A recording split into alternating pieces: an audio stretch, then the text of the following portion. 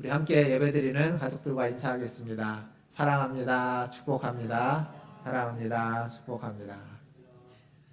벌써 한 20년 전 이야기인데 2002년 여름을 기억하십니까? 2002년 여름 하면은 뭐 많은 기억이 있겠지만 2002년 하면 떠오르는 게 있죠. 월드컵입니다. 월드컵. 지금 생각해도 그때가 굉장히 우리가 가슴이 뛰었던 때이죠. 그때 제가 고대 쪽에 있는 교회에서 사역을 했습니다. 근데 제가 집이 어디였냐면 그때는 아마 사당동 쪽에 집이 있었던 걸로 기억하는데 38번 버스를 타고 다녔습니다. 38번 버스를 타면 이 38번 버스가 어디를 지나냐면 동대문과 종로를 지나서 광화문과 서울역을 통해서 용산으로 가는 길입니다. 축구 경기가 있는 날 그 버스를 타면 갈 수가 없습니다. 한 번은 버스를 타고 가다가 동대문에서 내렸습니다. 버스가 못 갑니다. 내려서 그 종로를 걸어가지고 광화문까지 통과했습니다. 근데 그때 그 자리에 있었던 분들이라면 거기가 어땠을지 우리가 상상할 수 있습니다. 경기를 관람했을 뿐인데 그 90분이죠. 90분 경기를 관람하고 나면 90분을 뛴 사람들과 똑같은 그런 마음이었습니다. 대표팀의 승리가 우리의 승리였고 우리나라의 승리였죠. 물론 경기장에 가지도 않았고 경기장과 아주 멀리 있고 수백 킬로 떨어져 있음에도 불구하고 경기장에서 뛴 그 모두와 우리는 다 하나가 되는 시간이었습니다. 연대하고 있었고 연합하고 있었던 시간이죠. 이런 연대와 연합, 이런 연대와 연합은 어쩌면 우리나라 사람들, 서구인들보다는 동양인들에게 훨씬 더 잘 표현되는 것 같습니다. 코로나19라는 이런 상황에서도 우리나라가 이렇게 잘 극복하고 방역에 잘 하는 건 어쩌면 우리가 나 한 사람이 아니라 연대와 연합 정신에서 우리라는 개념이 우리에게 더 있기 때문에 더 잘 극복하고 있다라고 생각합니다.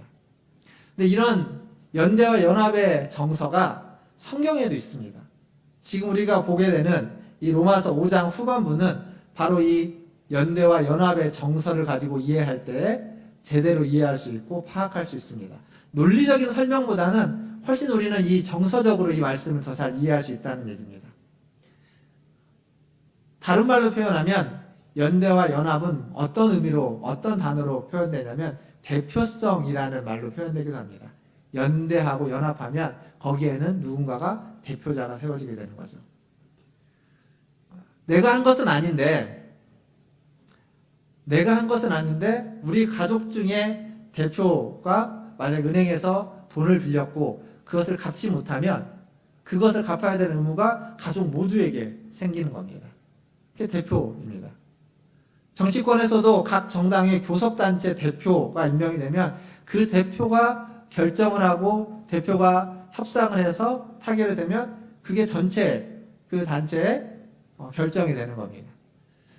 우리가 종종 방송에서 듣는 경제와 관련된 것들 있죠. FTA, 자유무역협정 이런 거 있습니다. 그리고 최근에는 그 RCEP이라고 하는 포괄적 경제 동반자 협정 이런 게 있습니다. 이런 모든 협정들은 우리나라를 대표해서 대표자들이 가서 의논을 하고 협정을 맺어오면 내가 그것에 동의하든 동의하지 않든 그것에 따라서 우리는 살아가게 되고 영향을 받게 되는 겁니다. 그런 게 대표가 하는 일들이고 우리 모두에게 적용되는 거죠. 성경에도 이런 사건들이 많이 있습니다. 내가 한 건 아닌데 어떤 한 사람의 대표성의 행동으로 말미암아서 영향을 받는 것들. 여호수아서 7장에 가보면 이스라엘이 가나안 땅에 들어와서 여리고성 전쟁을 합니다. 그래서 여리고성에서 승리를 얻게 되죠. 그리고 그 다음에 전쟁이 뭐냐면 아이성 전쟁인데 그 아이성 전쟁에서는 뭐 조그마한 아이성이었는데 대패를 하고 맙니다. 대패를 한 이유를 찾다 보니까 아간이라는 한 사람이 여리고성 때 하나님이 어떤 것도 취하지 말라고 했는데 몰래 그것을 취해서 도둑질한 거죠. 자기가 가지고 와서 숨겨놨던 것을 들키게 되는 겁니다. 근데 하나님이 뭐라고 말씀하시냐면 아간의 죄라고 이야기하지 않고 이스라엘이 죄를 지었다라고 이야기합니다. 한 사람이고 그리고 많은 양을 훔쳐온 것도 아닙니다.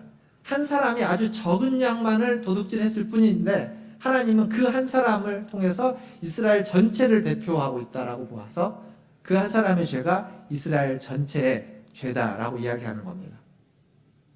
물론 이런 죄만 대표성을 띠는 게 아닙니다. 출애굽기 32장에 가보면 이스라엘이 범죄해서 하나님이 이스라엘을 향해서 진노했을 때 그때 하나님이 모세가 기도하는 기도를 듣고 그들을 용서하십니다. 모세는 하나님 앞에 자기의 생명을 건 중보 기도를 하는 거죠. 그래서 생명책에 이름을 지워달라고 할 정도로 간절히 이스라엘을 위해서 기도하고 그 기도로 말미암아서 민족의 생명을 구합니다. 이스라엘을 대표해서 기도하는 겁니다. 이렇게 연대와 연합을 바탕으로 하는 대표자 개념은 성경에서 아주 선명하게, 아주 분명하게 등장하고 있습니다. 오늘 우리가 보게 되는 이 로마서 5장의 말씀은 어떤 인류의 역사에서 과거의 역사 그리고 미래에 일어날 역사까지 통틀어서 그 역사 중에 인류를 대표하는 두 사람에 대한 이야기를 하고 있습니다. 한 사람은 아담이고 그리고 한 사람은 그리스도입니다. 우리가 로마서 5장 지난주 말씀을 기억해 보면 로마서 5장 8절에서 하나님의 사랑이 우리가 아직 죄인 되었을 때 그리스도를 죽게 하심으로 하나님의 사랑을 확증했다라고 이야기했습니다. 그 하나님의 사랑이 바로 이 두 사람을 통해서 우리에게 어떻게 주어지는지 오늘 말씀에서 또 설명하고 있습니다. 먼저 아담과 그리스도, 먼저 아담에 대해서 좀 같이 생각해 보겠습니다. 로마서 5장 12절을 말씀을 보면 이렇게 적혀 있죠. 그러므로 한 사람으로 말미암아 죄가 세상에 들어오고 죄로 말미암아 사망이 들어왔나니 이와 같이 모든 사람이 죄를 지었으므로 사망이 모든 사람에게 이르렀느니라. 여기에 한 사람이 바로 아담입니다. 이 아담을 통해서 죄가 세상에 들어왔고 사망이 들어왔고 모든 사람이 이 죄에 이르렀다라고 이야기하는 겁니다. 이 아담은 온 인류를 대표하는 가장 첫 번째 대표자입니다. 그리고 그 아담이 우리에게 물려준 것은 죄와 사망이었습니다. 그러니까 이 아담 이후로 모든 인류는 죄와 사망 아래에 살고 있고 살 수밖에 없게 되었습니다. 근데 성경이 여기서 재밌게 표현합니다. 분명히 아담이 한 사람이 죄를 지어서 그 한 사람으로 말미암아 죄가 들어오고 사망이 들어왔는데 그 뒤에 뭐라고 얘기하냐면 이와 같이 모든 사람이 죄를 지었으므로 사망이 모든 사람에게 이르렀다. 한 사람이 죄를 지었는데 그것이 한 사람이 아니라 모든 사람이라고 이야기하는 겁니다. 한 사람이 사망에 이르렀는데 그것이 한 사람이 사망에 이르는 것으로 끝나는 것이 아니라 모든 사람이 사망에 이르게 되었다. 즉 한 사람인데 한 사람이 아니라 모든 사람이다 라는 이야기를 하고 있습니다. 이게 뭐가 같냐면 이런 겁니다. 제가 저희 할아버지 얼굴을 본 적이 없습니다. 왜냐하면 저희 할아버지는 저희 아버지 어렸을 때 돌아가셨기 때문에 저는 저희 할아버지 얼굴을 본 적이 없습니다. 그런데 만약에 저희 할아버지가 저희 할머니와 결혼하시기 전에 돌아가셨다면 어떻게 될까요? 그렇다면 저희 아버지는 언제 돌아가신 게 될까요? 이 땅에 태어난 게 아니죠.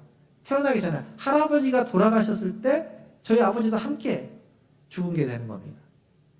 지금 이 자리에 있는 저도 마찬가지입니다. 만약에 할아버지가 저희 할머니를 만나지 않고 돌아가셨다면 이 자리에 있는 저도 그 할아버지가 돌아가셨던, 할아버지가 죽으셨던 그 시점에 저도 죽은 것과 같은 겁니다. 한 사람이 죽은 거지만 그 한 사람으로 말미암아 그 후에 일어나는 모든 사람이 다 죽은 것과 똑같은 겁니다. 이게 지금 아담에 있었던 일인 거죠. 대표인 겁니다. 이것도 이렇게도 설명할 수 있습니다.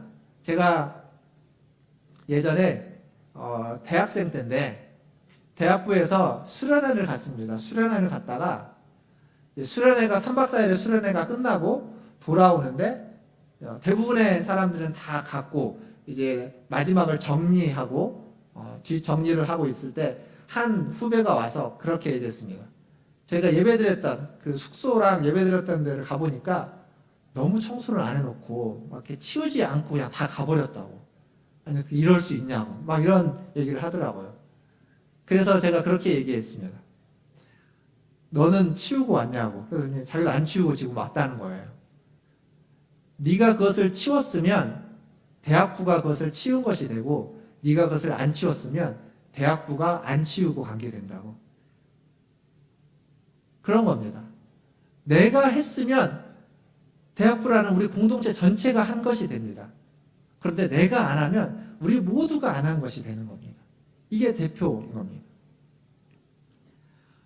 이렇게 아담이 죄를 지었지만 아담 한 사람이 죄를 짓는 것으로 끝나지 않고, 그가 죄를 짓고 저주받아서 추방된 것은 아담 한 사람으로 끝나는 것이 아니라 그 후에 오는 모든 사람이 죄를 짓고 저주받는 것으로 이어진다는 거죠.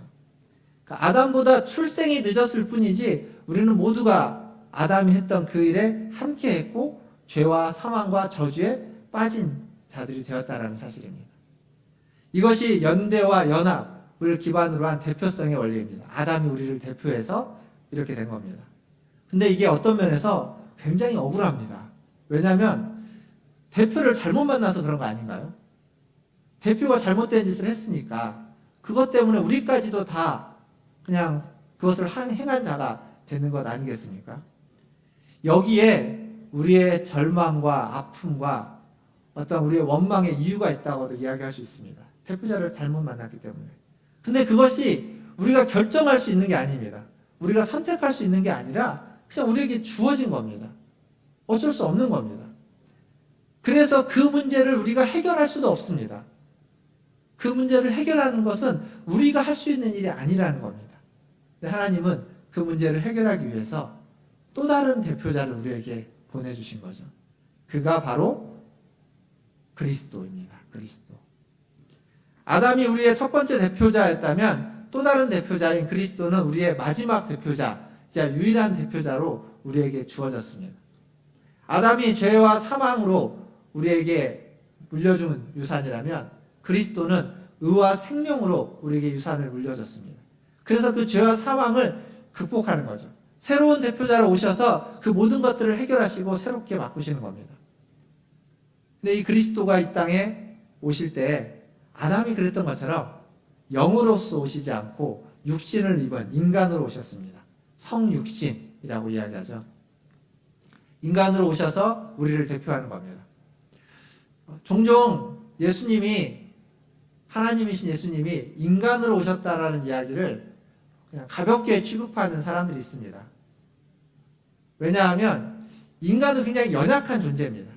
그리고 육체를 가진 인간은 이 육체라는 게 악한 면이 있기 때문에 이 연약하고 악한 것들을 빼고 선하고 아름답고 거룩한 것만을 추구하기 위해서 예수님은 인간의 몸을 입고 왔지만 인간이 본성이 아니고 영적인 하나님의 어떤 본성을 가지고 있다. 그것에 초점을 맞추는 사람들이 있습니다. 그래서 약한 육체를 함부로 하는 것, 약한 육체를 고행시키는 것, 육체의 타락을 정당화하기도 합니다. 근데 이게 영지주의라고 하는 초대교회 아주 강력한 이단들의 사상입니다. 초대교회 영지주의가 굉장히 큰 영향을 끼쳤습니다. 근데 지금은 없느냐? 그렇지 않습니다. 지금도 이 영지주의 사상은 계속 명맥을 유지하고 있습니다. 영과 육을 나누어서 세상과 교회를 나누어서 두 개로 딱 나누고 어떤 건 선하고 어떤 건 악하다라고 선명하게 구분짓는 사상 속에는 영과 육을 나누는 이원론이라는 영지주의 사상이 굉장히 뿌리 깊게 자리 잡혀져 있습니다. 그래서 경건을 추구하고 거룩을 추구하는 교회들 안에, 성도들 안에 알게 모르게 이러한 일들이 반복해서 일어나고 있습니다.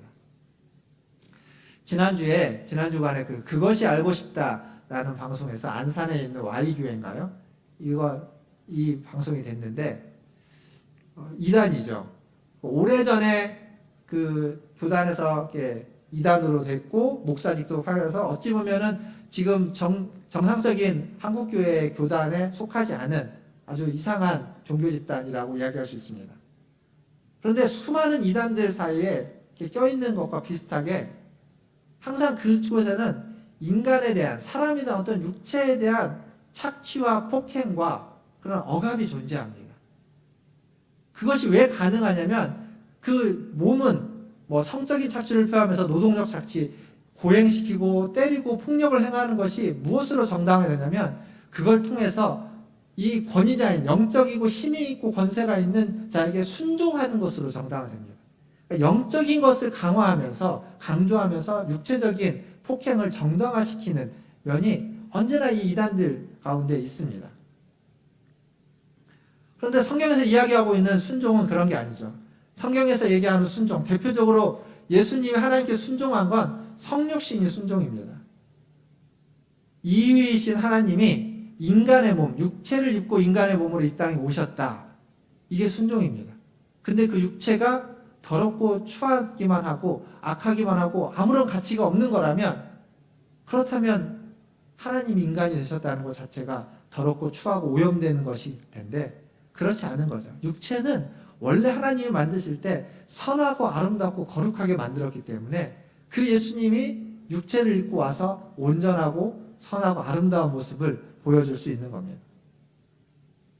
그리고 육체로 오셔서 우리와 함께 사시고 우리와 함께 먹으시고 함께 주무셨다가 인간처럼 우리와 똑같은 죽음을 맞이하는 겁니다.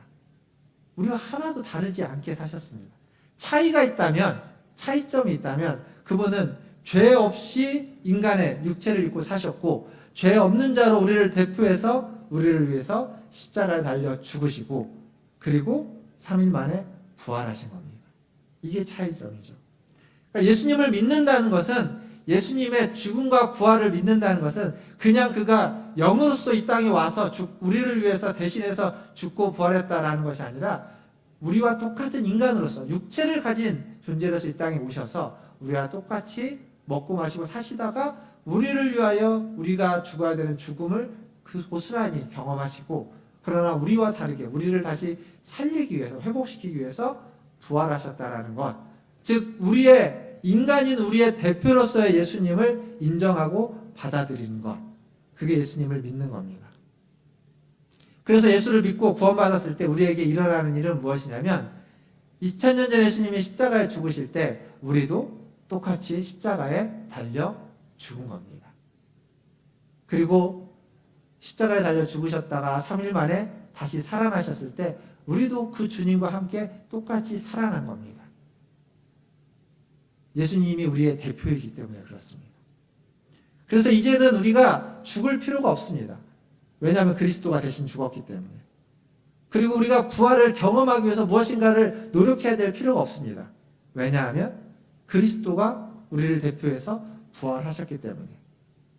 우리는 그리스도 안에서 그리스도의 죽음, 아니 우리의 죽음과 우리의 부활을 모두 다 경험한 자라는 사실입니다. 이게 우리의 믿음입니다. 우리의 고백이고 우리가 믿는 내용입니다. 사랑하는 성도 여러분, 우리는 모두가 다 한 번 어머니의 배로부터 태어납니다. 그 첫 번째 태어남은 아담이 우리를 대표하는 태어남이어서 죄와 사망의 권세 아래서 우리는 살아가게 되는 겁니다. 그래서 반드시 우리는 또 한 번의 태어남이 필요한 거죠. 거듭남이라고 성경이 이야기하고 있는 한 번의 태어남이 더 필요합니다. 그 한 번의 태어남, 두 번째 태어나는 것을 통해서 그리스도와 연합하게 되고 그리스도가 우리를 대표함으로써 그리스도가 행한 의와 생명이 우리에게 주어지게 되는 겁니다.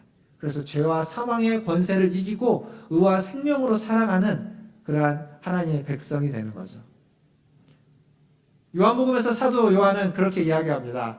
요한복음 3장 3절에 보면 예수께서 니고데모에게 이렇게 얘기하는 거죠. 진실로 진실로 내게 이르노니 사람이 거듭나지 아니하면 하나님 나라를 볼 수 없느니라.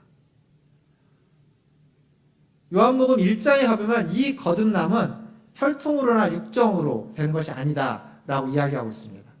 이 거듭남은 오직 하나님의 뜻으로만 이루어진다 라고 이야기하고 있습니다.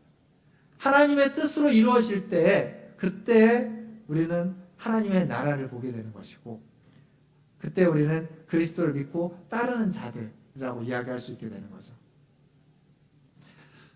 베드로 사도가 베드로전서에 이런 말씀을 했습니다. 1장 5절에 보면 베드로전서 1장 5절에 보면 너희는 말세에 나타내기로 예비하신 구원을 얻기 위하여 믿음으로 말미암아 하나님의 능력으로 보호하심을 받았느니라. 무슨 얘기냐면 거듭난 자들, 하나님의 자녀로 구원받은 자들은 하나님이 보호하신다는 겁니다. 그리스도와 연합해서 그리스도를 대표로 모시고 믿고 따르고 있는 자들, 그가 간 그 길을 따르는 자들은 하나님이 보호하신다. 이미 보호하심을 받았다라고 이야기하고 있습니다. 이 보호하심에 대한 아주 중요한 예가 그 리빙스턴이라는 아프리카 선교사를 아시나요? 아프리카의 탐험가이자 선교사였던 이 리빙스턴이 아프리카를 다닐 때 이야기입니다. 리빙스턴이 아프리카를 다닐 때 그때 아프리카는 굉장히 원주민들이 많고 위험한 곳이었습니다. 그래서 많은 사람들이 총을 가지고 가고 무기를 가져가고 또한 그들을 보호할 방패들을 가지고 왔습니다. 근데 이 리빙스턴은 그의 일행은 아무런 무기도 아무런 방패도 가지고 다니지 않았습니다. 사람들이 묻는 거죠. 아니 어떻게 그럴 수 있냐고. 원주민들을 만나서 그들이 공격하면 방어를 하고 그들을 공격해서 위험으로부터 자신들을 보호하고 일행을 보호해야지 왜 아무것도 가지고 다니지 않냐고 사람들이 의아해하고 물었습니다. 그때 리빙스턴이 뭐라고 말했냐면 우리의 방패는 따로 있다고. 하나님이 우리의 방패다라고 얘기했습니다.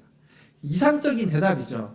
근데 리빙스턴은 그 이상적인 대답을 믿고 실제로 아프리카를 탐험할 때 어떤 무기도 어떤 방패도 가지고 가지 않았습니다. 무슨 일이 일어났냐면 그들이 그 아프리카를 탐험하는 게 원주민들을 만납니다. 근데 그 원주민들이 이들을 이제 공격하려고 하는 거죠. 근데 원주민들이 보고 이상한 게 있는 겁니다. 지금껏 만났던 다른 모든 자기네들이 처음 본 서구인들, 사람들은 다 무기가 있었고 방패라는 것을 가지고 있었는데 이들에게는 아무런 방패가 없는 겁니다. 자기네들이 공격하면 방어할 수 있는 것이 아무것도 없는 것을 보고 그들이 공격하러 왔다가 그냥 물러가기를 여러 번 반복했다고 합니다. 누가 보호하신 걸까요? 하나님이 보호하신 겁니다. 보이지 않는 방패인 거죠. 보이지 않는 방패. 이게 바로 베드로전서 1장 5절에서 베드로가 이야기한 하나님의 보호하심입니다. 어떤 자들에게 하나님의 보호하심이 있느냐? 거듭난 자들, 그리스도를 대표로 믿고 따르는 자들, 그들을 하나님이 보호하신다라고 성경은 이야기하고 있습니다. 말씀을 뵙겠습니다. 우리는 우리의 처음 대표인 아담으로 인해 죄와 사망 가운데 태어났고 살아가고 있습니다. 우리가 죄를 지었기 때문에 당연히 우리가 당해야만 하는 일입니다. 그러나 이제는 우리의 대표가 아담에서 새로운 대표자인 그리스도로 바뀌었습니다. 그게 우리의 믿음이고 우리의 신앙입니다. 그리고 그 그리스도는 우리에게 의와 생명, 우리의 대표로서 의와 생명을 얻어서 우리에게 의와 생명을 풍성히 주시는 분이십니다. 우리는 그 새로운 생명을 부여받은 사람이죠. 그렇다면 그리스도를 대표로, 그리스도가 우리를 대표한 이유가 우리에게 의와 생명을 주는 것까지만일까요? 그것이 그리스도가 우리를 대표한 완전한 이유와 목적일까요? 그렇지 않습니다. 그리스도가 우리를 대표한 이유는 1차적으로 죄와 사망 가운데 있던 우리를 구원해서 의와 생명을 주는 게 맞습니다. 그러나 그렇게 의와 생명을 준 이유는 이제 우리가 그리스도를 대표하는 자가 되게 하기 위해서입니다. 고린도후서 5장 20절에 보면 사도 바울이 그것을 이렇게 얘기하고 있습니다.